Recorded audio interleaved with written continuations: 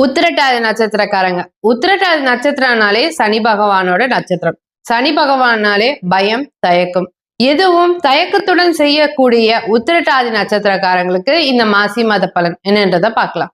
உத்திரட்டாதி நட்சத்திரக்காரங்களுக்கு இந்த மாசி மாத பலன் எப்படி இருக்குன்னு பாருங்கள். ஏன்னா இந்த காலகட்டத்தில் நிறைய ஹாப்பியான விஷயங்கள் இருக்குது. ஸோ நீங்கள் எடுத்த எல்லா விஷயமும் பார்த்திங்கன்னா உங்களுக்கு வெற்றியை தருமானம், வெற்றி, மன மகிழ்ச்சிக்கான எல்லா விஷயங்களும் நிறைய தொழிலில் நிறைய பேர் இந்த காலத்தில் லாபம் தேடி வரும்னு சொல்ல முடியாது. இந்த காலத்தில் நிறைய பேர் புதிய வாகனத்தை வாங்கக்கூடிய வாய்ப்பு இருக்குது. வாகனத்தை சரி செய்து புதிய வாகனத்தை ஏற்கனவே ஏதாவது ஒரு வண்டி பிரச்சனை பண்ணியிருந்தால் இந்த காலத்தில் புதிய வாகன சேர்க்கை என்பது இருக்குது அப்படின்னு சொல்லலாம். தொழிலில் பார்த்திங்கன்னா நிறைய பேருக்கு பார்ட்னர்ஷிப்போடு சேர்ந்து எங்கேயாவது பயணம் செய்வதற்கான வாய்ப்பு இருக்குது.